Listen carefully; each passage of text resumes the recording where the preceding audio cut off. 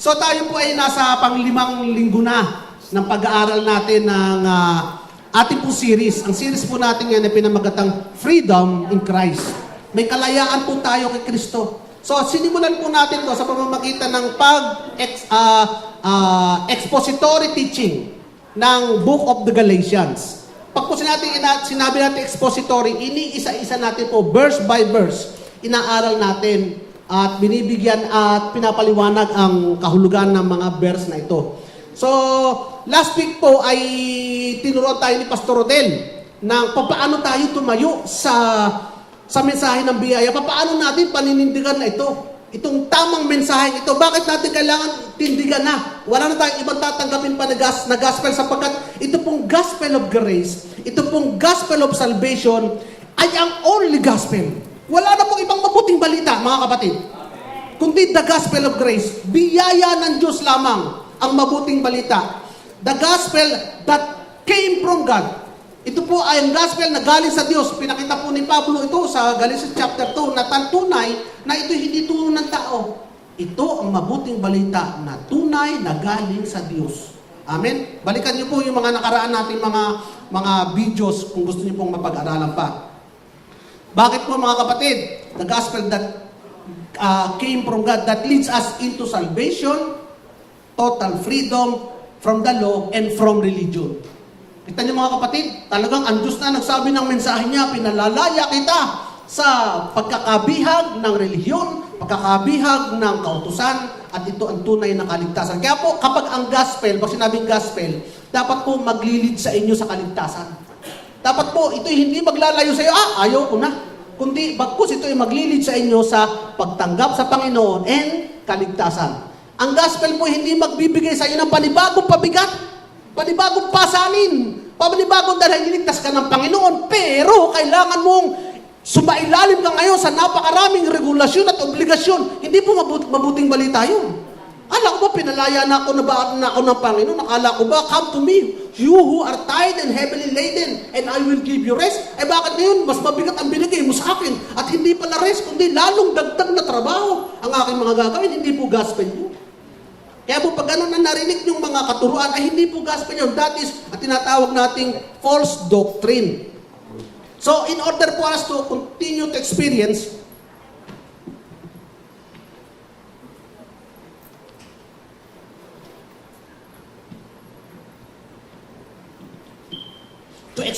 po yung freedom na meron na tayo kay Christ, ay dapat hindi po tayo paloko. Tama po? Hindi po tayo dapat pabola. Hindi po tayo dapat mapabewitch. At dahil nabewitch ka, tatanggapin mo na naman yung foolishness ng mga false doctrine na ito, na ang tanging layunin lamang ay ilayo ka sa kaligtasan at bigyan ka na naman ng pasanin at muli ka na namang bihagin. Di ba mga kapatid, malaya ka na, bibihagin ka pa. Alam niyo po, ginawa ng Diyos na napakasimple ng kaligtasan. Hindi niya po pinahirap. Sapagkat alam niya kung mahirap, ay walang maliligtas. Tama po mga kapatid? Kaya ginawa niyang madali dahil gusto niya ng lahat ng tao ay maligtas. At bakit naging madali ito? Siya na ang gumawa para sa atin. Hindi na niya inatang sa atin ang mga gawain sapagkat alam niya na hindi kita pwedeng asahan. Kaya ako na lang ang gagawa para ikaw ay maligtas, mga kapatid. Ang gagawin na lamang natin ay mananampalataya na lang tayo. Pero ano ginawa ng reliyon? Ginawa ng reliyon, pinakomplicate, pinahirap, upang ma-prevent na naman ang tao na maligtas. Upang patungan na naman ang panibagong pahirap ang tao. Sino ka may gusto nito? Ang Diyos? Hindi. Si Satanas po, mga kapatid. Paano niya ginagawa ito? By bewitching. Ngayon mga kapatid, ano po ba, bago natin totally mag-submerge tayo sa expository teaching ng Galatians, balikan muna natin ng konti, ano ba itong mga freedom na talagang ini-enjoy na natin? Papaalalahanan lang tayo ng verses na ito sa Galatians chapter 5, verse 1 to 6. Basahin natin ito mga kapatid. Sa Tagalog ko na kinuha. Pinalaya tayo ni Kristo. Ano daw ginawa sa ating mga kapatid? Pinalaya! Pinalaya! Sabihin nyo nga, pinalaya ako. Pinalaya ako. Pinalaya ako ni Kristo sa ilalim ng kautusan. Kaya, ito na nga, sabi ni Pastor Rodel last week, manindigan kayo sa pananampalataya nyo. At huwag na kayong paalipin na muli. Tandaan nyo ang sinasabi ko. Ako mismong si Pablo ang nagsasabi sa inyo na kung magpapatuloy kayo para maging katanggap-tanggap sa Diyos, ano ba yung magpapatuloy? Ito po, this represents the law. Ito po ang nagre-represent ng kautusan, ng obligasyon, ng gawain sa reliyon. Aba, ikaw akong sabihin ako'y ligtas na pero ako'y hindi patuli. Kung ako nga ay ang kondisyon ng pag-asawa ay James, kailangan magpatuloy ka muna bago tayo magpakasal. Ay baka hindi na ako magpakasal Sa edad kong ito medyo mahirap na po yung mga kapatid yun. Masakit ito. Ay panahon pa yun, walang anesthesia. Tapos sasabihin, para kayo ay tanggapin ng Panginoon, kailangan magpatuloy kayo. Marami pong hindi maliligtas. Sa tingin ninyo, mga kapatid, Brother Allen, maraming hindi maliligtas. Ay isipin mo kang ikay magpapatuloy, but this only represents one of the law na napakabigat na ipapagawa sa iyo. Akala ko ba ang kaligtasan ay madali? Akala ko ba tapos na ginawa ng Kristo? Tuloy po natin ang pagbabasang ito. Pagpatuloy kayo para maging katanggap-tanggap sa Diyos. Mawawalan ng, ito, panoorin natin, basahin natin mga kapatid. Mawawalan ng kabuluhan ang ginawa ni Kristo para sa inyo.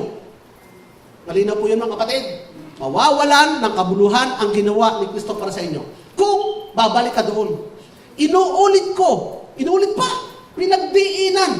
Inuulit ko na ang sino mang magpapatuloy, hindi sa anong mang dahilan, ang pagpapatuloy para maging katanggap-tanggap sa Diyos.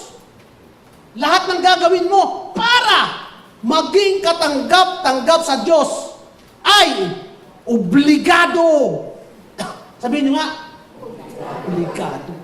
Obligadong sumunod sa buong kautusan. Hindi ba lalong mabigat yun? Kayong mga nagsisikap na ituring na matuwid ng Diyos sa pamamagitan ng kautusan. Again, inuulit ko, yung kautusan all represents lahat ng gagawin ng tao para maging katanggap-tanggap sa Diyos. Hindi man yan kautusan ni Moses, yan man yung kautusan ng tao, kautusan ng reliyon, o ano man gagawin mo, para maging katanggap-tanggap sa Diyos ay nahihiwalay na kay Kristo. So binaliwala mo na ang gawa ng Diyos, kundi yung gawa mo na ngayon ang mahalaga. Nahiwalay na kayo sa biyaya ng Diyos. Natatanggapin mo na lamang na wala ka nang gagawin. Ngunit, kaming umaasa ay nananalig na sa pamamagitan ng banal na Espiritu at ang pananampalataya namin by faith. Ituturing kami matuwid ng Diyos. Amen? Sa pamamagitan ng pananampalataya mo, kayo, tayo, lahat ay ituturing na matuwid. Tuli man o hindi, sumunod man sa kautusan, lalo na dapat walang kautusan, ay matuwid sa harap ng Diyos. Sapagkat sa mga na kay Kristo, walang halaga ang pagiging tuli o hindi. Ang tanging mahalaga ay ang pananampalatayang, basahin natin, pananampalatayang nakita ng pagmamahala. Ano ang pinakamahal ng kapatid? Pananampalataya. Pananampalatayang nakikita sa pamamagitan ng pagmamahala. Kung ikaw ay tunay na nananampalataya sa Panginoon, makikita yan sa ating pagmamahala. Amen mga kapatid? Sinabi ko ba na kailangan magmahalan? Hindi. Ang sabi, pananampalataya na nakikita sa pagmamahalan. Nakita niyo po, it is not yung pagmamahalan ng cause. Pagmamahalan ay result ng inyong pananampalataya. Amen? Kaya kung grace, mga kapatid, full grace. Hindi pwedeng lahukan ng kautusan o ng gawa ng tao. 100% biyaya yan.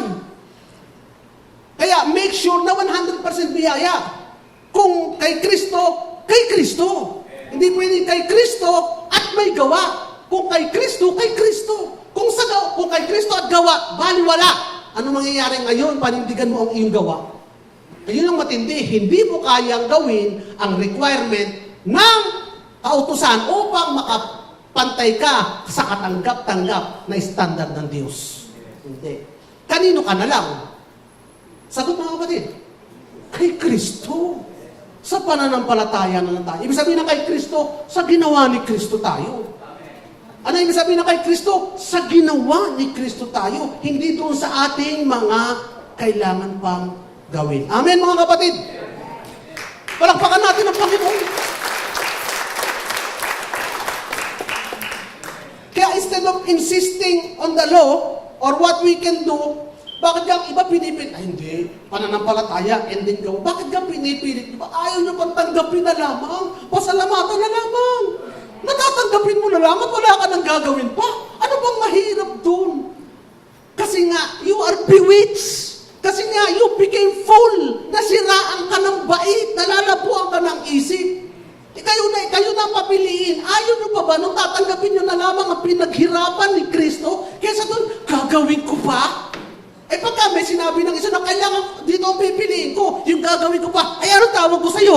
Nasisiraan ka ng bait. You're a fool. You're S-T-U-P-I-D. Because you have been bewitched. You have been bewitched.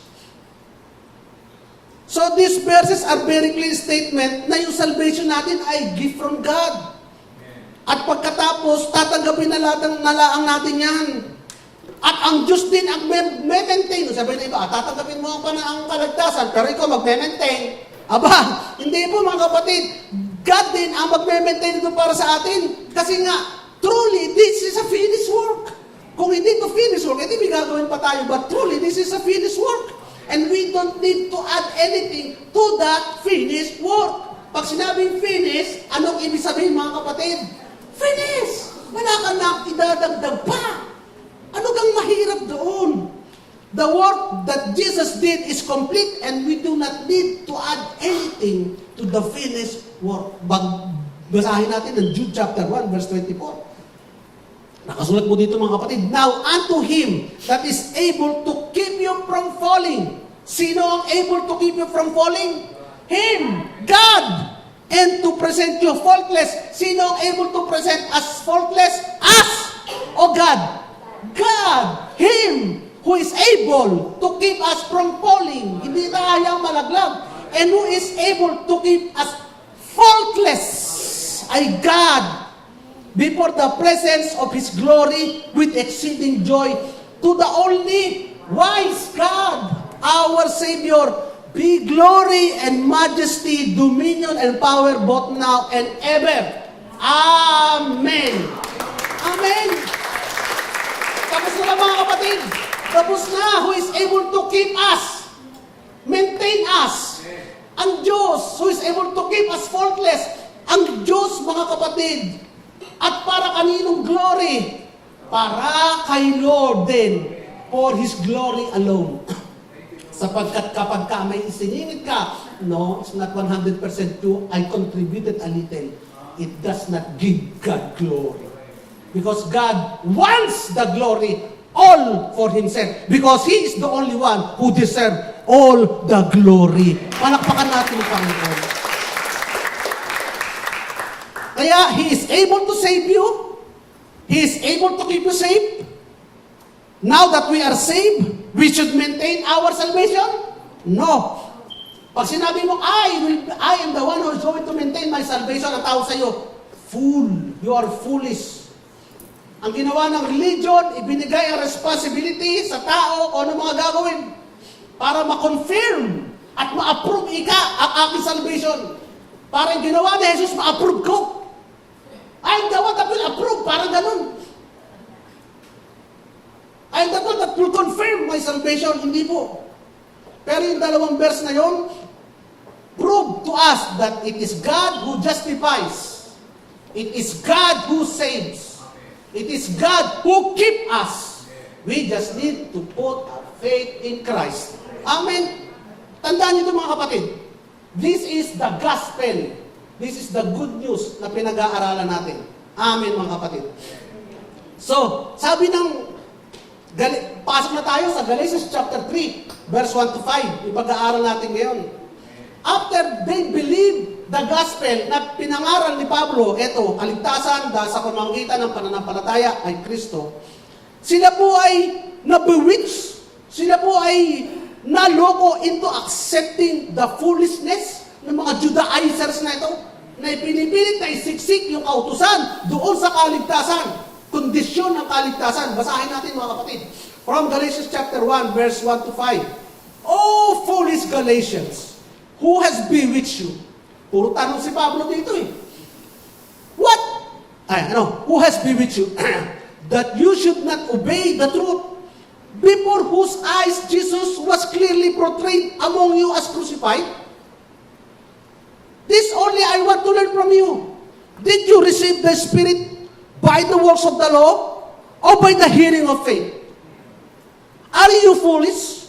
Having begun in the Spirit, are you now being made perfect by the flesh? Have you suffered so many things in vain, if indeed it was in vain? Therefore, he who supplies the Spirit to you and works miracles among you, does he do it by the works of the law, or by hearing of faith? Kita nyo, nangaral si Pablo, puro tanong. Tanong lahat yan, kapatid.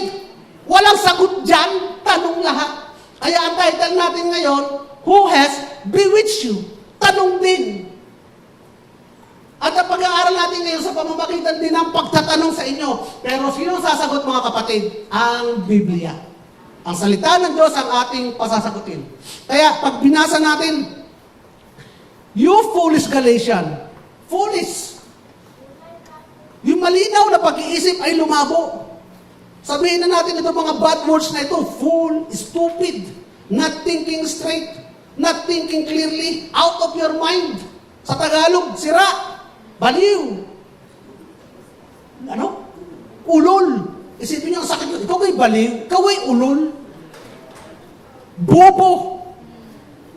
Kasi nga mga kapatid, you see that pag tinanggap mo ang ibang gospel other than yung pinangaralan ni Pablo, the gospel of grace ay kabaliwan.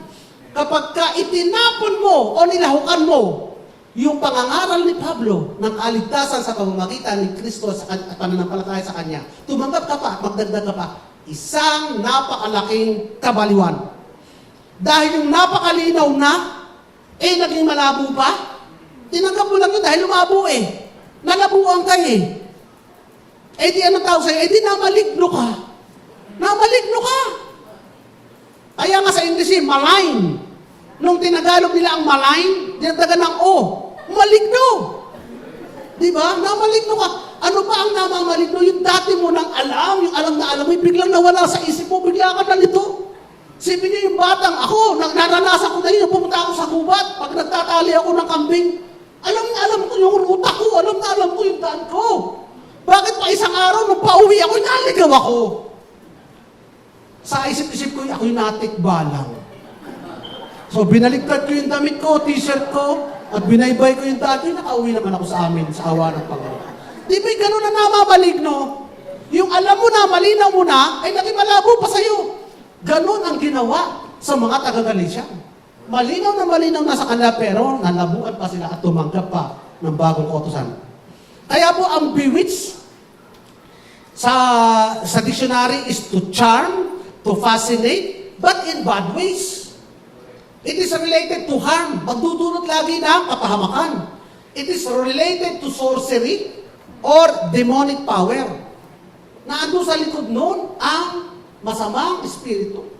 May kapangyarihang itim sa likod ng mga pangyayaring ito. Kaya yung pagiging bewitched ng mga taga-Galatia, nasa likod doon si Satanas. Nasa likod doon si Satanas By mixing yung pong law, doon sa pure na biyaya ng Panginoon ng kaligtasan, by mixing religion, naglalahok ng mga obligasyon sa religion, kasama na dito po mga kapatid, yung any works that needs to be added to the finished work of Jesus. Para sabihin, hindi ba kontento ang ginawa ni Jesus? Ay, bewitching po ang tawag doon, mga kapatid. Bakit po? Anong purpose niya? It will lead people away from salvation.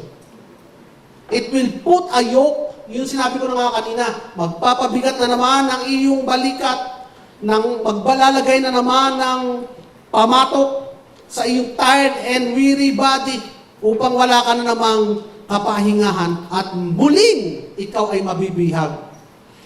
So, if you are bewitched, sabi dito, pag binalikan natin, O foolish Galatians, who has bewitched you that you should not obey the truth? Mga kapatid, if you are bewitched, you are not obeying the truth.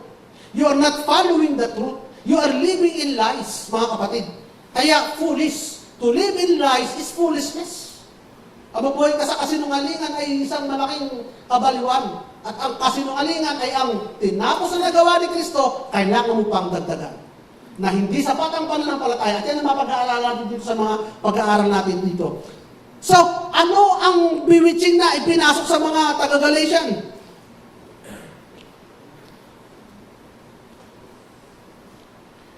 Ano ba katotohanan? Ano ba yung truth pala muna? The truth is that Jesus has done it all. Ginawa na lahat ni Jesus. It is finished.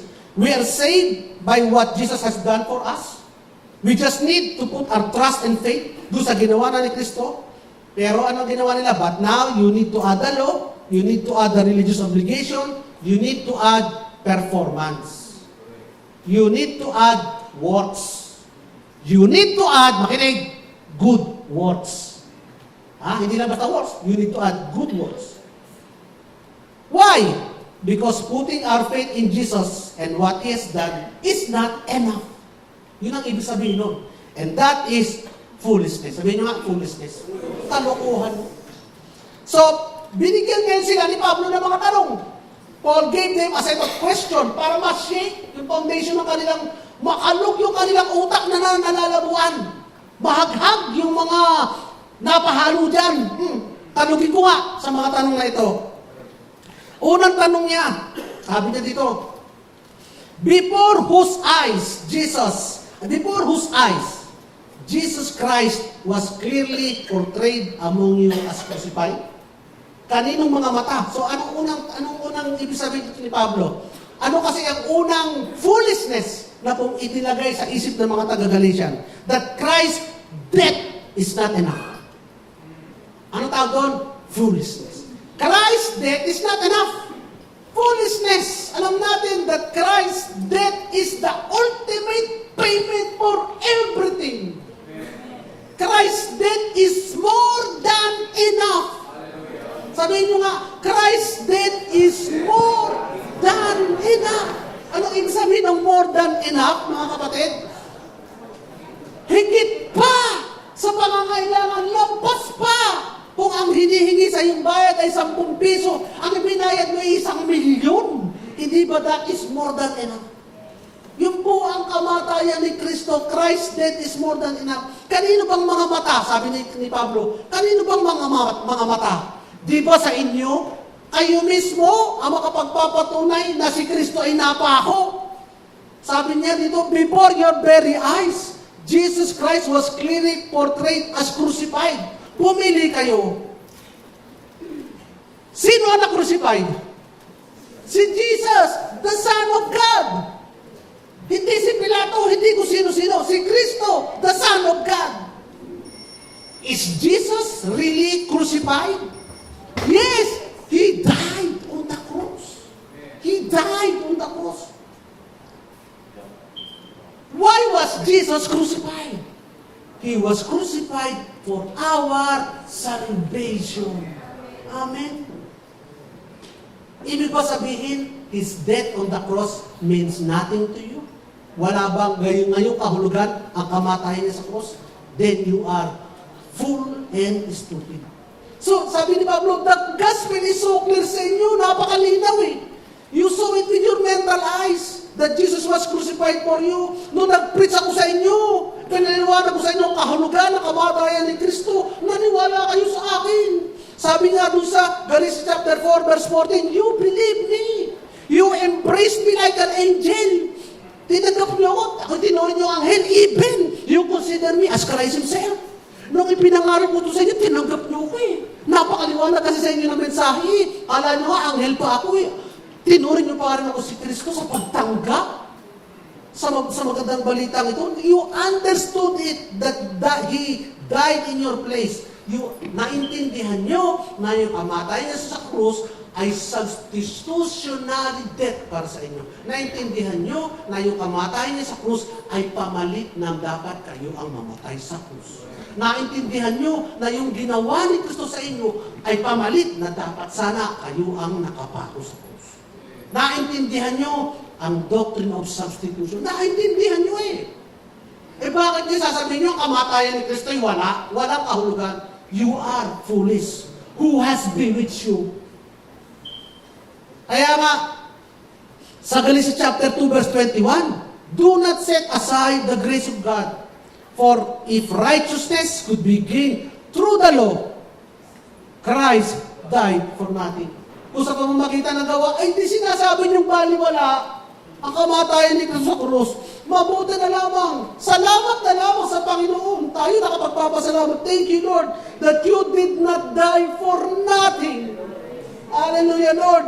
You died for my salvation. You have saved me by your death. By your death, I gained life. Amen. Napakalino doon sa unang tanong ni Pablo. Sa mga mata niyo, nakita niyo na namatay mismo si Kristo. So to believe other thing other than tinuro ni Pablo, that is foolishness. Kaya tayo mga kapatid, nagpapasalamat na tayo, Lord. Salamat na lamang. We just receive. Hindi na kami ang mamamatay para magbayad ng aming kasalanan. And in fact, the kind of death that you have undergone, yung kamatayang pinagdaanan mo ay napakabigat at napakasakit. Hindi ka uminom ng sleeping pills para hindi ka nalang babangon, hindi. Hindi ka napaturok ng lethal injection na wala kang nararamdaman. No. You suffered a lot. You died on a cross. Excruciating pain. Namatay ka dahil sa sakit. Nasipin niyo mga kapatid, gumip up ang inyong bodily organ, umalis ang life sa inyo dahil sa sakit na nararamdaman. Gumip up, sabi ng mga cell, ayoko na. It's too much. Ayaw ko na. Sabi ng heart, I need to stop. Sabi ng blood, I need to rest. Sabi ng mga muscle, oh, come on, let's give it up. Sabi ng brain, let's shut down. Because of the pain that is too much. That is the kind of pain that Jesus went for us. Amen. So Christ did not die for nothing. He died for me. Thank you, Jesus. Thank you, Jesus. Verse number 2. Tanong uli ni Pablo. This only I want to learn from you. Did you receive the Spirit by the works of the law or by hearing of faith? Kaya ang pinapatungkol ni Pablo dito is yung receiving the Spirit. Ito kasi yung tinalin sa kanila eh. Receiving the Spirit is through the law or by good works. Ano masasabi natin dyan? Foolishness yan! Receiving the Spirit is through the law or by good works.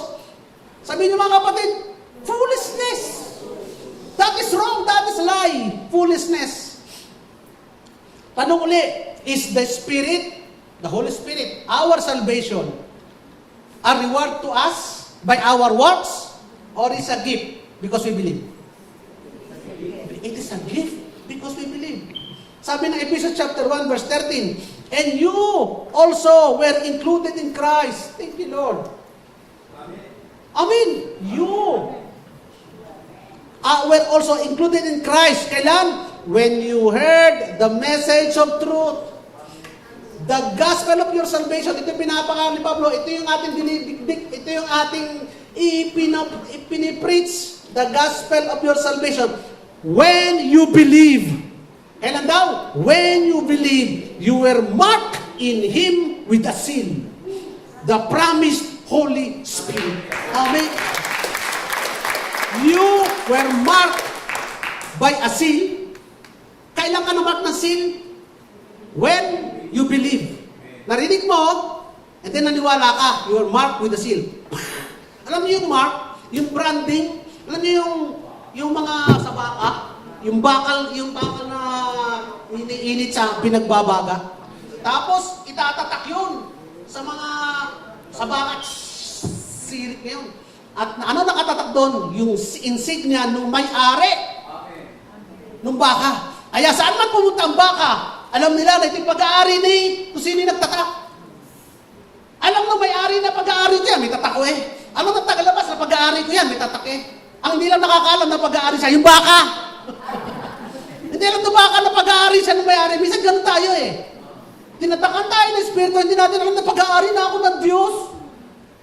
Pero ang Diyos, alam niya, pag-aari na kita. Kasi tinatak ko na sa iyo ang banal na Espiritu. Alam ng kaaway na pag-aari ka ng Diyos kasi nakatatak sa iyo ang kanyang Espiritu. Ganon tayo mga kapatid. Kailan tayo tinatakan? Noong bang tayo ay naging mabuti? Noong bang tayo ay nakasunod sa kautusan? Hindi. Tinatakan tayo nung tayo naniwala sa pamamagitan ng pananampalataya kay Kristo at sa ginawa niya sa krus para sa atin. Tayo ba natin tumanggap? Tayo ba natin naniwala? Ikaw ngayon ay may tatak ng kanyang kaligtasan. Amen. Kaya ikaw na nanonood sa akin, sa YouTube, sa Facebook, kung gusto mo matatakan ka ng tatak ng kaligtasan ng Panginoon na hindi na mabubura. Ang nagtatak, hindi niya buburahin yun. Ala, itong bakang ito, pumunta sa kapitbahay, babawiin ko na yung tatak ko sa iyo. Hindi po, ganun mga kapatid. Saan ka man pumunta, ang mananatili sa iyo ay yung tatak ng pag-aari sa iyo. Saan man tayo pumunta, ano man mangyari sa atin, ano man pagdaan natin, ang mananatili sa atin ay yung tatak ng pag-aari sa atin. Kaya ikaw, kapatid, gusto mo matatakan ka ng pag-aari ng Diyos sa isang maigsing panalangin ng pagtanggap ng pananampalataya, sumunod ka sa akin. Panginoong Jesus, ako po'y makasalanan at mapapahamak ng wala ka. Salamat na lamang sa iyong ginawa sa krus para sa akin. Ako ngayon ay ligtas.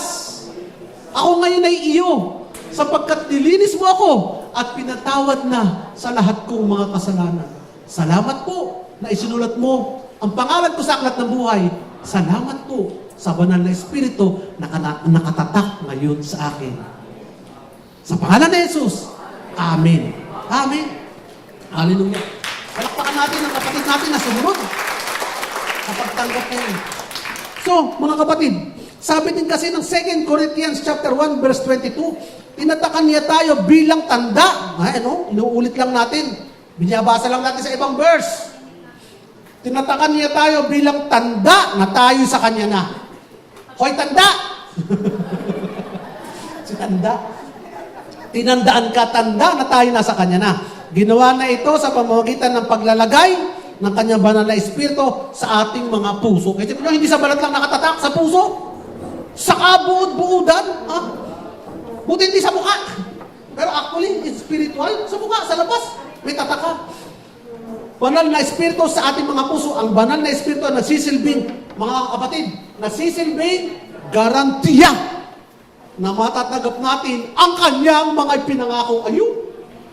Bukod doon sa pagkakatatak sa atin na nagpapatunay tayo kanya, meron na agad deposit. May guarantee, may kasulatan. This certify that all the promises of God are already yes to us in Christ. Amen. Mga kapatid, nasa iyo Espiritu at tibayan na tatanggapin mo ang lahat ng kanyang mga pinangako. Hallelujah. Ako po'y nalulugod doon, mga kapatid. Kayo, nalulugod kayo? Amen. So, sino po ang transforming power of God? Ang Espiritu, we became a new creation. Hindi ang transforming power ay transforming power natin. Hindi na tayo nagtatransform sa ating sarili, kundi ang transforming power is the Holy Spirit. We became a new creation. Kaya, magdedwell na sa atin ang new spirit because we are now a new creation. Hindi ka pwedeng panarahan ng Espiritu ng Diyos na banal kung ikaw ay old, dirty creation. Hindi mananahan ang banal na Espiritu sa isang maruming vessel. Ang ginawa ng Panginoon, pinalta ng vessel. Gumawa ng bago, malinis na vessel. Kaya ikaw ngayon ay new creation in Christ. Malinis ka na. Kaya ngayon pwede kang pananahanan ng kanyang banal na Espiritu. Huwag mo sasabihin, ako'y marumi. Ako'y maruming Kristiyano na nagpapakabuti. Hindi, mga kapatid. Ikaw ay bago Kristiyano malinis na minsan lamang ay umaaktong parang marumi. Pero sa katotohanan, kapatid, ikaw'y malinis na at pinananahanan na ng Espiritu ng Diyos. Amen, mga kapatid. Kaya nga, ang Espiritu bumaba sa atin dahil ikaw ay karapat-dapat. Hindi. Dahil sa pagsunod sa kautusan, hindi. Unang-una, kapatid, wala ka pang nasusunod na kautusan. Bakit? Ay hindi ka naman kasi Hudyo. Ikaw ay hentil. Ikaw ay walang kautusan.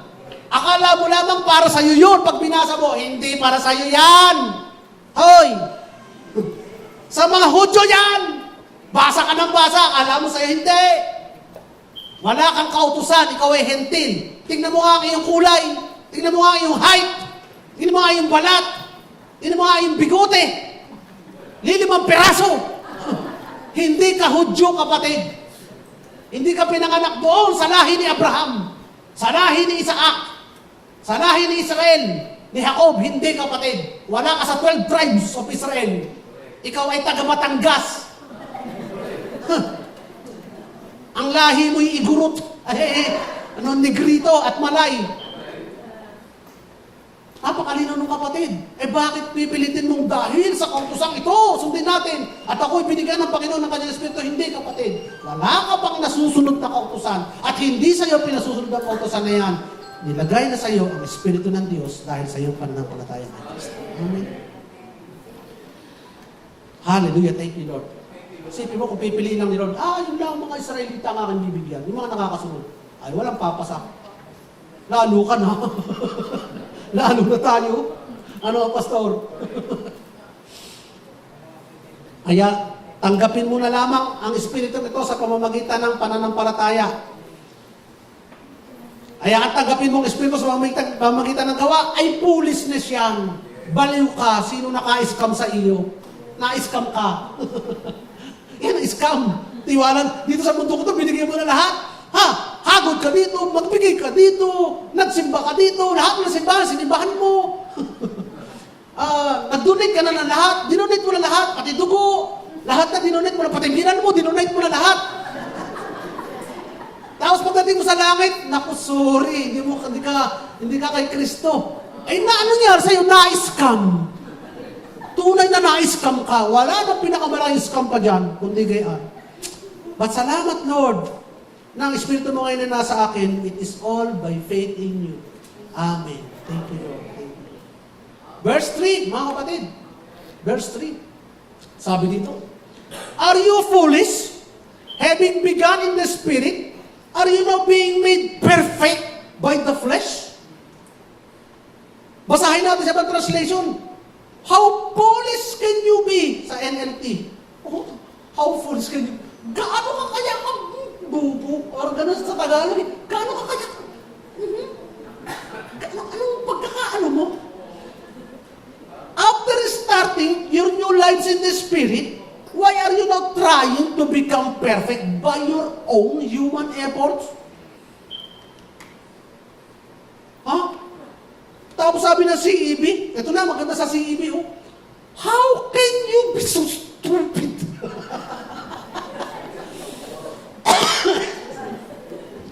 Sakit, mga kapatid?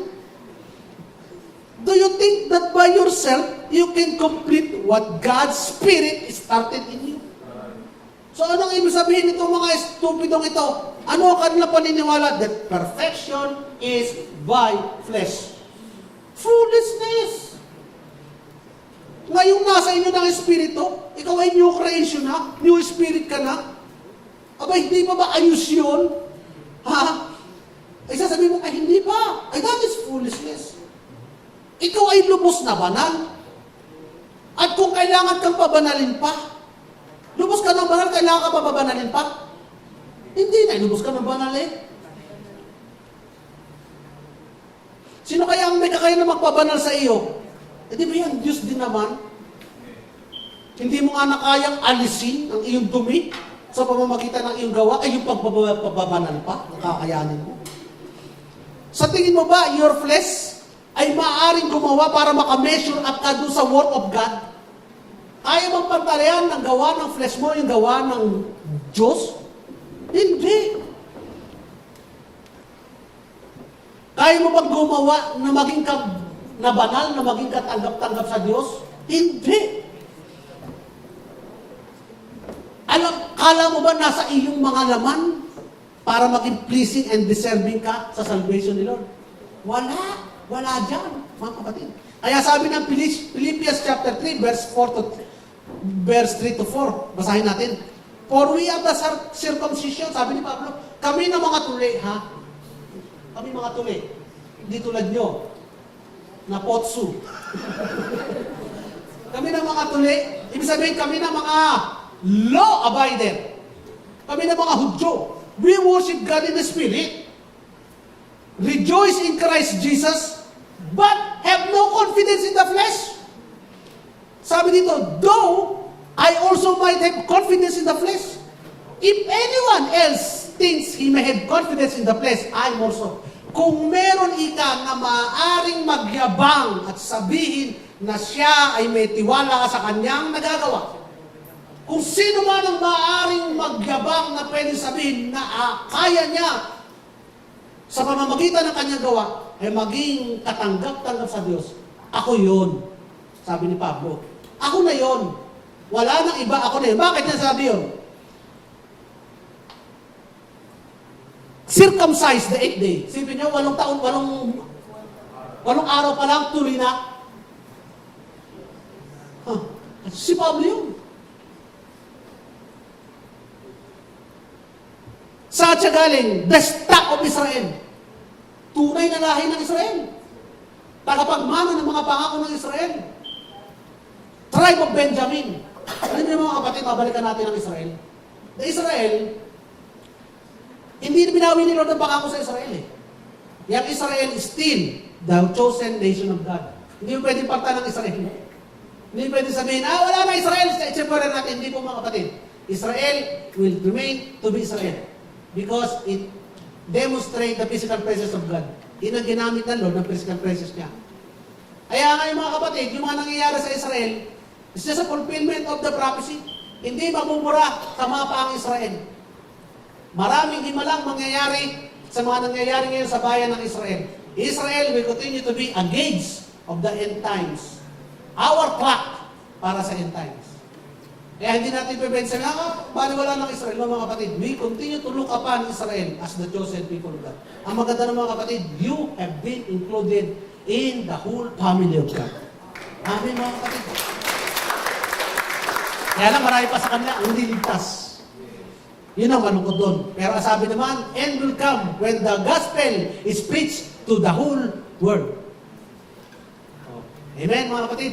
Kaya magsimula tayo mangaral ng mangaral. Nasaan tayo?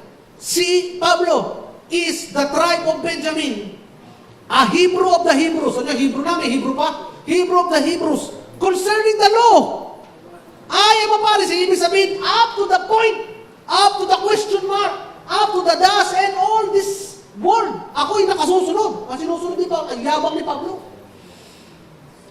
Concerning zeal, persecuting the church, concerning righteousness, which is by the law, anong sabi sa kanya? Blameless. Pagdating sa righteousness, based on the law, he is blameless. So kung titingnan natin sa standard ng tao, sino ang ituturing natin saint? Si Pablo. Kaya nga, mga simbahang iba, ginagawa, standard ng tao, yan ba yan ba ay nasimba, yan ba etc. Uy, nagbigay ng buhay. Uy, nilublog sa tubig. Uy! Santo yan.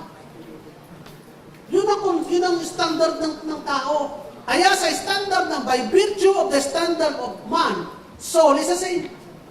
Sasabihin ng religious people, Saul is a saint. Si Saul ay good boy. Good boy yan. Yan ay number 1 sa Santas list of gift. Nice yan. Kaya pag Pasko, si Pablo dapat tumanggap ng regalo. Kasi nice boy yan. Pero, pagdating sa verse 7, but what thing sabi na sa verse 7, but what things were given to me, this I counted loss to Christ.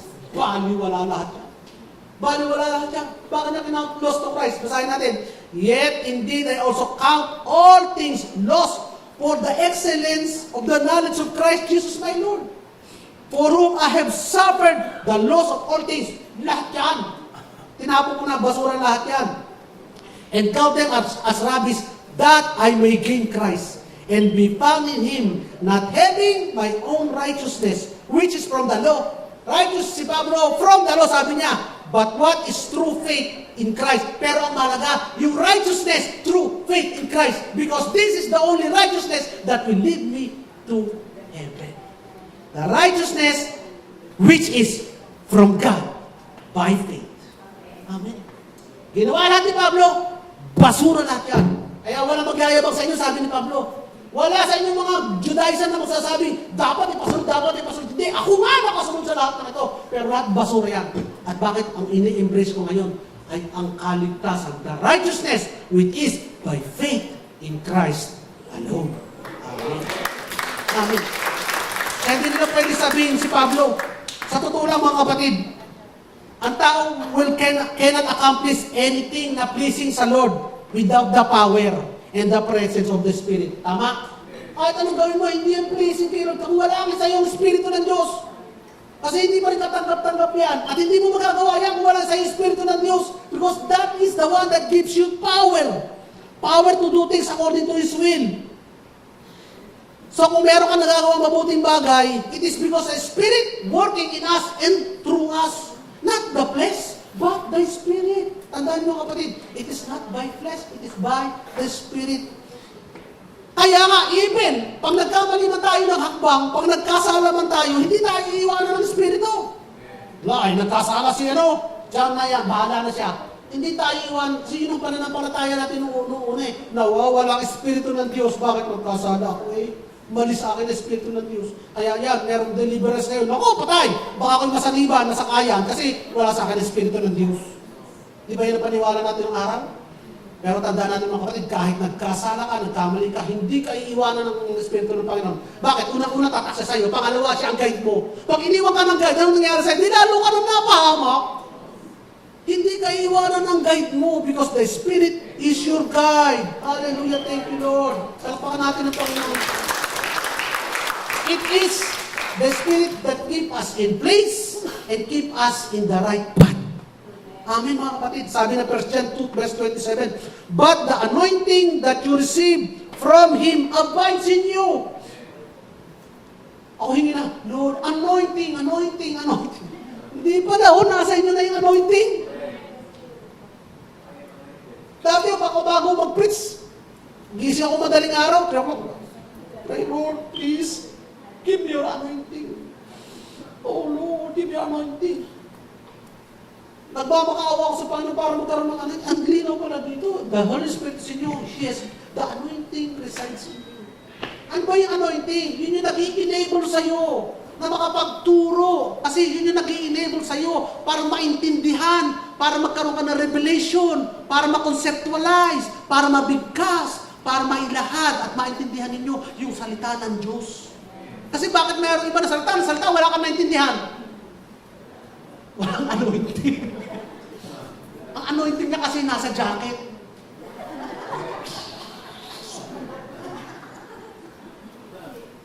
Kaya yung jacket, pinagpray-pray niya muna yung anointing niya. Pero tandaan natin, yung anointing mga kapatid ay nasa iyo. Sapagkat ang Espiritu ng Diyos ay nasa sa iyo. Kapag ginamit ka ng Panginoon, huwag ka magkatumili. Pag tinawag ka, Lord, sabi mo yung tako na yun, speak! The anointing is with you. God will teach you and say to you what the proper words to say para yung tao na yun, na mahal ng Diyos, ginagamit ka lang, ay tumanggap sa Kanya. Amen. Tuloy natin mga kapatid. Kaya kung tuloy natin, and you have no need that anyone should teach you, yan sabi. But as His anointing teaches you about everything, and it's true, and it's no lie, just as it has taught you, abide in Him. Amen. Sa saan ka pupulutin kung wala Espiritu na tuturo sa iyo? Sa kangkungan. Sa pansitan. Kaya nga mga kapatid, maintindihan mo ba ang Scripture kung wala ang Holy Spirit? Receive it, believe it. Kung walang enlightenment ng Holy Spirit, who teaches us and reveal us all things, ayun ako, mahirap. Kaya marami kayong mga kausap dyan, pinaliwanag mo na. Ito na, linaw-linaw na, sinabi mo na sa Bible. Ay, hindi pa rin naintindihan. Hindi maintindihan. Parang ano sasalita tayo, parang pakinigan. Ganun na naririnig nila. Kahit ang linaw-linaw ng Tagalog mo, naririnig. Papakalisin ka wala din. Pero tayo mga kapatid, bakit mo naintindihan? Kasi from the very beginning, binuksan ng Panginoon ang puso mo upang manampalataya sa Kanya. Upang kapag narinig mo ang Kanyang mensahe, paniniwalaan mo ito tatanggapin. Biyaya yun, kapatid. Biyaya yun. Salamat sa Panginoon. Kayo mga naririto, mga kapatid, na nakakaintindi ng mensahe, salamat sa Panginoon. It's not of our own flesh. It is by the Spirit. Amen. So, in reality, mga kapatid, the moment we were saved, kasi sabi, you start in the flesh, you need to complete it by this, you start in the Spirit, you need to complete it by the flesh. That is foolishness. Because in reality, the moment you were saved, you're already perfect and complete in Christ. Colossians chapter 2, verse 10. You are complete in Christ. Amen, mga kapatid, napakadaling i-memorize dito. Napakasimple. Colossians 2:10. From 1 to 10. Complete yun, di ka? Ano ang kompleto? 1 to 10, di ba yun? From Colossians to 10. Colossians to 10. Complete. You are already complete in Christ. At tinuruan kayo ng technique ng pag-memorize. Hindi nyo na malilimutan yan. Hindi nyo na malilimutan kahit puro say, ano ang you are complete in Christ? Colossians 2:10. Colossians 2:10. Okay. Amen. So, wala nang may dadagdag pa sa kakumplituhan mo. Tapos na ang pagbabagong espiritual. Salamat sa Lord. Ikaw lahat ang may gawa. Tapos na ang pagbabagong espiritual. Now, tanong muna tayo sa verse 5. Di ba? Tapos na tayo sa verse 3. Colossians verse 5 muna tayo. Bakit? Kasi, ipapahuli ko yung verse 4. Ba't ko papahuli yung verse 4? Gusto ko kasing unahin yung verse 5. Maliwanag ba? Baka may nalabuan pa sa inyo doon. Malino naman, gusto kong unahin yung verse 5. Kasi sabi ng verse 5, therefore, He who supplies the Spirit to you and works miracles among you. Sino yung nagsusupply ng Spirit at nag-work na miracle? Si Lord, God. God works miracle. Sipin nyo hindi tayo nag-work ng miracle. It is God who works miracle. Hindi natin inabot ang Holy Spirit at hiningi at isinaksak sa atin. Ang Diyos mismo ang nagbigay sa atin ng Espiritu. Tandaan natin yun, ha? Does He do it by the words of the law or by the hearing of faith? Yun daw pagbibigay sa ng Espiritu at paggawa ng himala. Yan ba sa pamamagitan ng iyong gawa? Pag sinabi natin words of the law, ibig ko sabihin niya, kapatid, kasama na yung iyong gagawin, kasama na yung obligation, yung mga obligasyon ng religion, kasama na yung gawa, at kasama yung mabuting gawa na isinet mo sa sarili mo na kailangan mong gawin para magkaroon ng himala. Ito mga sinasabi niya ba, kailangan kong gawin ito. Ito mabubuting ito para magkaroon ng himala sa akin. Ha? So, basahin natin. Yung bang mga miracle na yan is a result of following the law or by good works? Yun ang tanong ni Pablo. God work miracles because you're a good boy? Si Santa Claus yun. Nagdadala ng regalo kapag ikaw ay nice. Pero alam natin that as fiction, hindi totoo yun. Baka sa inyo may naniniwala pa dito kay Santa Claus. Ano man? Sa daming medyas na akin nasabi ng bata ako, hindi man ang nasitsita ng lalagyan ng nanay ko. Nanay ang naglalagay kasi. Ha? Because you have obeyed the law? Dahil nasunod mo ang kautusan? Because ikaw ay nag-fast? Nag-ayuno? Ano mas Tagalog yung fast? Ayuno nga? Na hindi kumain? Nag-fast? Nag-diet? Yung iba nag-diet? Because you fast? Because you pray for 15 hours? Because you put money in the offering? Tatanggap ako ng sasakyang bago, Lord, itong mga offering ito. Sasakyang bago yan. Psst. Because you believe or because you believe? It is because you believe. Sigurado ako sa inyo na lahat tayo naka-witness na ng himala, ano? Yes. Oh, ang daming himala. Or experience or receive. Kayo mismo ang tumanggap ng himala. Or may himala nangyari sa pamamagitan nyo, ginamit kayo nila, nag-pray kayo. Para sa isang tao, nagkaroon talaga ng himala. Nabuhay talaga yung mga patay. Nakuko. Nabuhay talaga. Dahil ba ikaw ay nag-perform ng law? Or dahil ba kayo may mabuting ginawa? Or because you faith, because you believe? Again, sigurado ako na hindi pa mamagitan ng gawa kasi nga ikaw ay Gentile. Is God only listening to your prayer because you're a good boy? Or because you believe that God listened to your prayer? Yeah. Do you think God gave you favor because you always do favor for God? Hindi. You just simply believe. Ako, minaalala ko may tumawag sa akin na nasa Amerika. Hindi ko nasasabihin ng pangalan. Baka makilala ninyo. Tumawag siya sa amin, alas 3 ng hapon. Normally, hindi namin ito nakakausap ng alas 3 ng hapon. Bakit ba siya tumatawag ng alas 3 ng hapon? Alas 3 na madaling araw sa kanila yun. Sabi namin, tulog ka muna. Tulog ka muna. Hindi ako makatulog. Ba't ako makatulog? May problema ako sa ospital. May nagawa akong mali sa ospital. Umiiyak na siya, kinuwento niya na po. Nagkaroon kasi ng biopsy kahapon. Yung specimen ng biopsy. Nurse siya. Hindi ko na-submit sa laboratory. Patay! Patay. Ano po? Diyos, gato kanyang term. Diyos ko, Diyos ko, Diyos ko, Diyos ko po, Diyos ko po. Sabi ko, may magagawa ka pa ba? Wala na Tinatawag ko nga yung doktor ko ngayong alas 3 na madaling araw, pero hindi nasagot Alas 3 na madaling araw, tutulog pa yun, kung wala balahin yan. May magagawa ka, wala. Mag-pray tayo. Alam niyo mga kapatid, sabi ko, wala kami pag-pray. Ang pray ko to, Lord, favor po. Favor para kay tu. Hindi ko sabihin sa inyo pangalan. Favor po para kayo. Favor po para kayo. Favor para kayo.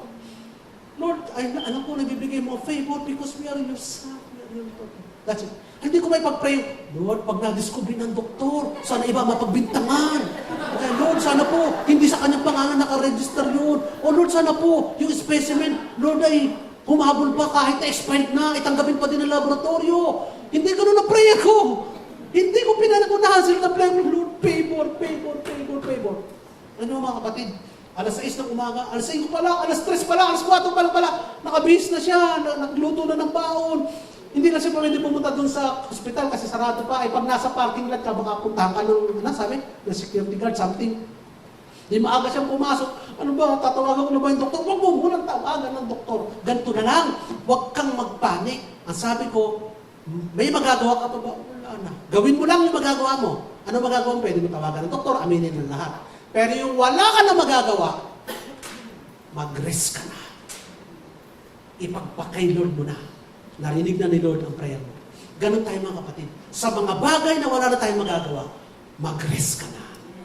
Sa ating kaligtasan, wala na tayong magagawa, mag-rest ka na.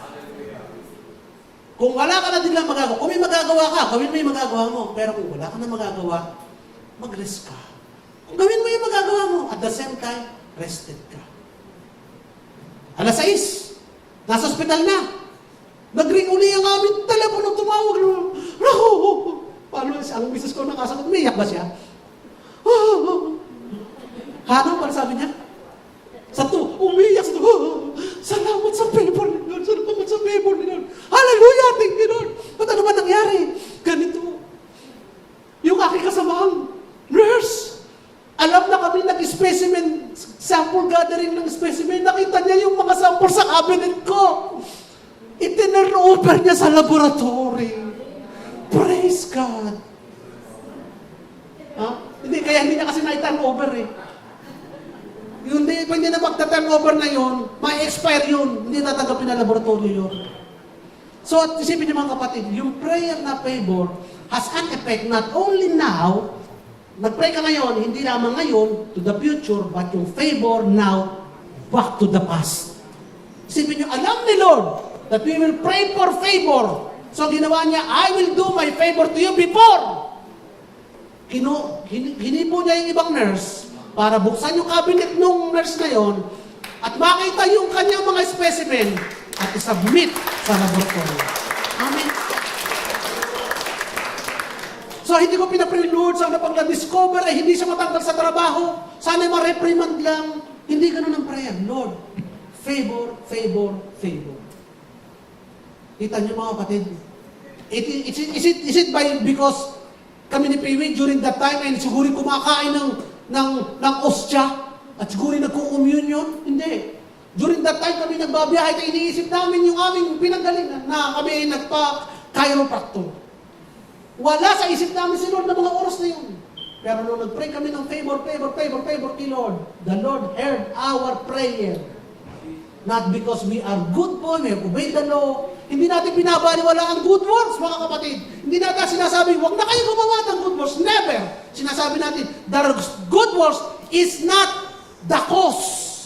Good works is the result. Resulta ito ng iyong paniniwala at pananampalataya. Hallelujah. Thank you, God. Do you think God love you because you love God? Hindi. It is God who loves us first. Do you think God loves you more because you love God more? No. He loves you with the love same as the love for His only Son, Jesus Christ. Enough for Him to give Him up for you. Amen, mga kapatid. Do you think miracle happen because you have fast, you have done rituals, you have prayed 72 hours, or you just simply believe in the grace of God? Simply believe in the grace of God. Ang iba kasi super spiritual. Super spiritual. Kung hindi mo mangyayari sa spiritual, maniniwala ako that by His wounds, yes, we are healed. Pero hindi mangyayari sa physical yan. Kasi ang dami ko pang maling nagagawa eh. Hindi mangyayari sa physical. I know, Lord God, that you became poor so that I might become rich. Pero hindi mangyayari sa ano yan? Sa physical. Pag hindi mangyayari sa physical, tamad ng asawa ko eh. Hindi kita trabaho eh.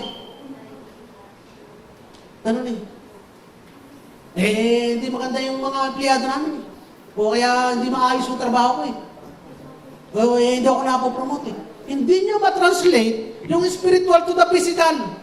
Mga kapatid, can you truly believe that you are, and you say to yourself, that I am healthy, that I am wealthy, and I am wise? Ulitin ko ulit mga kapatid. Can you truly believe? Without doubt, without a hint of a doubt, na with confidence, pwede mo sabihin, I am healthy, I am wealthy, I am wise. Kasi mga kapatid, dapat nasasabi mo yan without doubt and with full confidence. Hindi, pinangungunahan ko si Lord. Ayaw, inilikha ni Lord para maging mahirap. Baka naman ang yabang-yabang ko. Pinangungunahan ko si Lord. Hindi mga kapatid, alam niyo mga sinabi ni Lord? Sinabi niya ito eh. It is God's will. It is the word of Christ. It has been paid by Jesus. It has been signed, sealed, and delivered to us when? On the cross, 2,000 years ago. So there is no reason why this will not happen to us. Wala nang ibang dahilan pa. Ano na lang? By faith. By faith. So can you now say, I am healthy? Hindi ka nagayabang ha? Hindi mo ito pinagayabang. Hindi mo pinangungunahan si Lord. Unang-una, ito ang gusto ni Lord sa iyo. I am healthy. Alam niyo, ang tanda eh, pag nung bata ka, pag naglalaro ka ng sobra, masakit ang tuhod mo, gusto mong tumulog. Ano yung pag matanda na, matulog ka na, masakit pa. Huwag kayo, kung kailan katulog, nagigising ako sa gabi, masakit ang tuhod ko, kung kailan ako tulog, wala naman akong ginagawa, kung kailan ako tulog. Oo na, bakit doon sumasakit? Hindi ko pwedeng balikan, dapat exercise, hindi nga ako maka-exercise, ang sakit nga ng tuhod ko.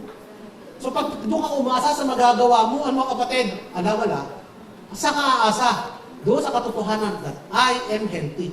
Hindi lang I have been healed from my sickness. Hindi lamang by His wounds, I am healed. Hindi. I am healthy. I am healthy. Hindi ko na kailangan ng healing because I am healthy. Hindi lamang ipoprovide yung pangangailangan ng bayarin ako. I am wealthy. Pwede din akong overflowing para mag-channel ako ng blessing. I am wealthy. I am wise. Because I am the wisdom of Christ. Spirit teaches me the right to make a right choices. I am wise. Hindi ba, ako bobo? O grade 6 lang. Ako naman ang mga tatay ko pabaksak-baksak nga sa school. Ako yung mga maling desisyon ng araw. No, you are wise. Kaya pag nasasabi mo yun, you are now standing in faith. Wala ka ng ibang reason kaya mo sasabihin yun because of faith. Hindi sabihin, I am wise because I have studied PhD. Oh? Ha? Hindi yun. I am healthy because I exercise 3 times a day, 4 times a day, 3 times a week. Oh. I am wealthy because I have 5 million in the bank of Philippine Island. Bank of the Oro. Hindi yun. You are healthy, you are wealthy and wise simply because of faith in what Jesus has done for you. Amen. Amen. Hallelujah. So thank you, Lord. I just believe. Especially for the impossible. Pero iba na nagbibilib na sila. Oh, imposible na siguro yan. Doon ka kapatid mag-believe sa mga imposible. Huwag ka mag-believe doon sa posible-posible. Oh, hindi naman sinabi kong mag-believe. Mali. Correct. Hindi lamang doon. Kung sa mga imposible, doon ka lalong mag-believe. Amen. Ito yung in-script ko kanina, verse 4. Balikan natin yung verse 4. Have you suffered so many things in vain? Kaya may mga kapatid nagsasuffer na sa preaching ko, sama? Have you suffered so many things in vain? Is it all for nothing? Hindi naman mga kapatid eh. Kaya nga, ito kasi, your experience of suffering, sabi ng mga foolish, is meaningless. Parang binabaliwala ngayon nila suffering. Anong ibig sabihin nito? Sa Amplified, have you suffered so many things and experienced so much all for nothing, if indeed it was all for nothing? Ano ngayon yung suffering na ibig sabihin? From Greek word, Pasko. Ibig sabihin ng Pasko, acted upon in a certain way. Merong tao na gumawa sa kanila sa ibang certain way. Sila ay recipient ng aksyon ng iba. Experience ill treatment. Yun yung meaning ng suffer. Experiencing ill treatment. So, ang ill treatment na to ay, in short, persecution. Ill treatment from the haters of the message of grace. Persecution dahil doon sa mga Hudyo na pinipilit nila ang kautusan. Galit sila sa mga hentil na ito, sa mga bagong saved na ito, na ang kaligtasan ay sa pamamagitan ng pananampalataya. O paano ngayon ang kautusan? Amin, pinapangaral, binabaliwala mo lang. Galit kami dahil kay Jesus. Sasabihin mo, kaligtasan ay dahil kay Jesus. Kaya sila ay galit doon sa mga believer. Kaya pine-persecute sila. Alam niyo ba nung araw? Ang mga believer, ang klase ng persecution, hindi yung persecution natin. Ano ba persecution? Dinaanan niyo mga kapatid. Sabi niyo, wala. Wala eh. O kaya yung lang na nasabihan, natawanan lang. O kaya yung pinaka-worst, siguro nabato ng tae, pastor, di ba? Nabato ka ng tae. O kaya binato ang bubong mo dahil nag-pression worship. But is that a kind of persecution na tinuturo dito ni Pablo na is your suffering be in vain? Wala bang halaga yung suffering? Ano yung mga suffering nila? Sila ay pinahuli. Sila ay pinakulong. Sila ay pinahugupit. Sila ay pinalatigo. Sila ay pinapako sa krus. Sila ay pinapugutan ng ulo. Sila ay hinati, nilagari. Ginawang dessert ng layon. That is a suffering, kapatid. Tunay na suffering. At sasabihin ngayon ninyo. Tapos ngayon, yung mga taong nag-persecute sa inyo, yung mga taong nagpapatay sa inyo, dahil sa kanilang pananampalataya sa kautusan, sasabihin nyo, tatanggapin ko na rin yung kautusan. Pinabaliwala nyo ba? Yung pinagdaanan ninyo, baliwala naman lahat yung kamatayan ng mga kapatid ninyo na pinapatay dahil sa paniniwalang hindi na kailangan ng kautusan, kundi pananampalataya na kay Kristo. Ngayon, babalik ka at yayakapin mo. Hindi ko sinabing babalik ka sa kautusan kasi pagkat sila wala namang kautusan. Kundi ikaw ay pupunta dito at yayakapin mo yung kautusan, ay ikaw ay baliw. Hindi ka? Kayo gising pa? Gising pa kayo? Are you bewitched? No. Hindi, kaya nga kayo yung mga tao na yon, pagkatapos silang ipapatay, ipahagupit, dahil sa paniniwalang ang kaligtasan ay kay Kristo, tatanggap ngayon. In vain? Wala bang halaga yung pinagdaanan ninyo? Para sa ano't namatay yung kapatid mo? Para sa ano't pinahagupit yung kapitbahay mo? Para sa ano't dinukot yung asawa mo? Para sa ano? Para ke? For what? Baliwala lang? Tatanggapin mo na ang kautusan? Alam niyo ba mga kapatid, do you know that the world will hate you because of Christ, your faith? Galit ang relihiyon sa pananampalatayang Kristyanismo na tunay na kay Kristo lamang, pure grace. Galit. Kahit yung mga Kristiyano nga na mixture, galit din sa pure grace. Bakit? Kasi ayaw nila tanggapin na si Kristo lang at wala nang iba. Ipipilit nila yung kanilang, ay bata pa ito na ang aking narinig. Ay magagalit talaga sila. Kasasabihin mo sa akin, wala, si Kristo lang. Kaya sila'y galit. Kaya the world will hate you because of your faith in Christ. John chapter 15 verse 19. If you were of the world will love you as its own. But because you are not of the world, but because I chose you out of the world, therefore the world hates you. Kasi pinili kita eh. Ay magagalit yun eh, hindi mo kami pinili! Kasi sabihin mo kayo, tayo lang ang pinili, galit kami, meron din kaming paraan, meron din kaming Diyos, lipulin kayo, patayin kayo, kaya galit. Sabi ni Pedro sa unang Pedro chapter 4 verse 12 to 14, Beloved, do not be surprised at the fiery trial when it comes upon you to test you, as though something strange were happening to you, but rejoice in so far as you share in Christ's suffering. Ay mga kapatid, pag may nagbasa nito, ito yung mga dati, tanyo ha, pag daw ikaw yung Kristiyano, ikaw nadadaan sa mga pagsubok, yung mga pagsubok na ikaw ay makakasakit ng cancer, yung malulugi ang negosyo mo, yung mamamatay ang biyanan mo, yung ikaw ay magsasara ang trabaho, matatanggal. Yung mga pagsubok, kaya ang pinagdadaanan mo, problema sa buhay, ikaw ay baon sa utang, pagsubok yan, ayan o, sabi be surprised at the fire trial when comes upon you to test you. Pagsubok yan, as though something strange were happening to you. Basahin natin kaya, ituloy natin. But rejoice in so far as you share Christ's suffering. Di ba na? That you may also rejoice and be glad when His glory is revealed. Eto, if you are insulted for the name of Christ, ano ang klaseng suffering? Insulted for the name of Christ. Persecution because of your faith in Christ. Hindi yung mga problema ng buhay na si Satanas naman na may gawa. At nga ngayon sasabihin nyo, trial ni Lord, pagsubok. You are blessed because the Spirit of glory of God rests upon you. Kaya po, religion yun, nagsasabi ng pagsubok na yun. Religion yun. It is the persecution because of your faith in Christ. Ikaw ay dumadaan sa galit ng tao at galit ni Satanas dahil sa mensaheng daladala mo. Yun ang persecution. Amin mga kapatid.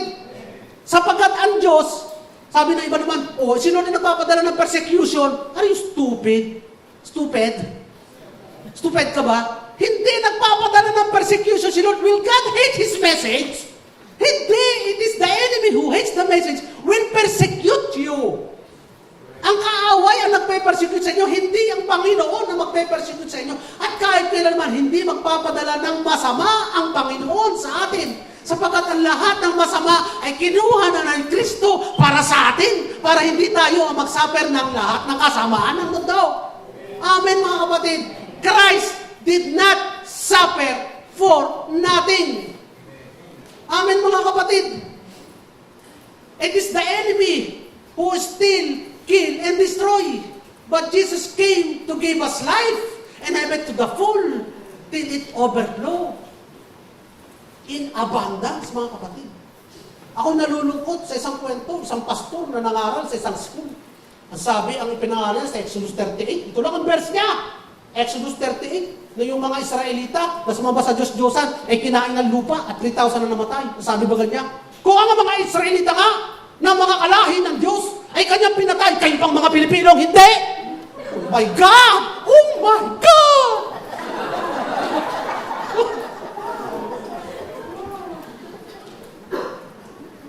At ang kanya pang sabi, ginagawa ng Diyos ang mga lindol na ito upang sapagkat yung mga bansang ito, wala nang nakikinig sa Kanya. Kaya sa Mindanao, nagkaroon ng mga paglindol sapagkat wala nang nakikinig sa Diyos. At sabi niya, para ipinalilindol ito upang may pakita ng Diyos ang Kanyang point. Nagpray pa siya, Lord, palindulin mo ang Pilipinas upang makilakita nila ang point mo. Ano ang point ni Lord? Maling-mali ka. Ang point ni Lord, hindi siya magpaparusa sa iyo sapagkat ang kaparusahan na dapat sa iyo na andun sa Kristo. Upang ang biyaya naman na nasa Kanya ay ngayon ay tanggapin mo. Christ did not suffer for nothing, mga kapatid. Christ did not suffer for nothing. I pray for that, pastor. Mixture yun, mga kapatid. Yun ang mixture. Mga kapatid, alam niyo ba when you are suffering for Christ, nakikita ng Diyos yan eh. Sabi pa nga ng Salmo o sa Proverbs ata, na ikaw ay lumuluha, iniipon niya yung mga luha mo eh. So, ibig sabihin sa Panginoon, hindi nakaliligtas sa mata niya. Kapag ikaw dumadaan sa suffering, persecution. Mga kapatid, tandaan natin ha, pag sinabi sa Bible na suffering, it is not yung mga isa-isahin ko na naman, sakit, karamdaman, paglugi, kamatayang untimely. Hindi yan galing sa Panginoon. Anong gagawin natin dyan? Sipain natin yan, re-reject natin yan, because that is not from God, that's from the enemy. Pero yung suffering na sinasabi dito, because of your persecution, kita ni Lord siya. Kung nakakita ni Lord ang suffering mo, mga kapatid, huwag mo namang baliwalain. Mga kapatid, huwag mo namang baliwalain ang suffering ni Lord para sa iyo. Alam niyo mga Pilipino, because of the word resilience, tuwa tayo eh. Ang mga Pilipino, they are so resilient. Ano ba yung sila resilient? In spite ng dumaang bagyo, kalamidad, sila'y nakakabangon, sila'y nakangiti. At masaya nilang tinatanggap. That is resilience. Sasabihin ng mga Pilipino, ay dumaan ako sa napakadaming trahedya. I can. Pwede ko uling tanggapin. But should you? Yun ang tanong. Do you deserve na tanggapin ito? Sagot mga kapatid, no, are you deserving na tanggapin? Is it very religious? Tumaan ako sa maraming trahedya sa buhay ko, hindi ako nakangiti pa rin. Tumaan ako sa Panginoon. Very religious ka. Kaya kong tanggapin. Hindi karapat-dapat. You do not deserve. Huwag mong baliwalain ang suffering ni Lord para sa iyo. I do not deserve it. I-reject nyo. I do not deserve it. Hindi ko binabaliwala ang suffering ni Kristo para sa akin. Amen, mga kapatid. Maganda ba mensahe, kapatid? Hindi binaliwala ni Lord ang suffering mo. Huwag mo rin baliwalain ang suffering ni Lord para sa iyo. Amen. Kaya yung pagbaliwala ng mga taga-Galatia na ito na tatanggapin na uli, tatanggapin ang kautusan in spite ng pinagdaanan. That is foolishness, stupidity. In fact, we are not made perfect nor made holy by suffering. Taas ang kamay ng you have been made holy by suffering. Wala. But suffering from persecution is an indication lamang mga kapatid that the world hate us. That the world hate this message. That the world hate you because of Christ. But don't worry, Jesus said, I have overcome the world and I will be with you till the end of this age. Yun ang nakasulat sa John 16 verse 33 at Matthew 28 verse 20. Last verse, Romans 8:32. And we know that in all things, God works for the good of those who love Him and have been called according to His purpose. Mga kapatid, ito po ay promise. When you put your faith in Christ, this is the promise of God. And that, a promise that you are not saved for nothing. Hindi ka sinave lang. Wala lang, it's just a number. It's just a name. No. Hindi ka sinave just because mag-add ng isang saved na person. No. Isinave ka ni Lord for His glory. Para madakila si Lord. Kaya hindi nangyayari sa iyo ang mga bagay na ito just for nothing. It is for His glory. Sole Deo Gloria. For His glory. Amen mga kapatid. In summary, pwede na ba natin bigyan ng summary? Summary. Christ's death is not enough. Foolishness. Because through faith, by His death, we gain life. Amen? B. The receiving the Spirit is by obeying the law or by good works. Foolishness. Because through faith in Christ, we have received the Holy Spirit. Perfection is by flesh. Foolishness. Because through faith in Christ, we are already made complete. Working miracle is because of obeying the law or by being good boy. Foolishness. Because through faith in Christ, God decided to work His power in us and through us. Your experience or your suffering is meaningless. Foolishness. Because our faith in Christ, the world and the enemy hates us. And the world hates this message of grace. But we are already victorious in Christ. Amen. So anong takeaway natin mga kapatid? Kung ang tanong kanina is, are you bewitched? Anong takeaway? We are not fooled nor bewitched. Because we believe in our salvation that is by grace through faith in Christ and not of the law or any good works. Amen. Hallelujah. Lord, salamat po.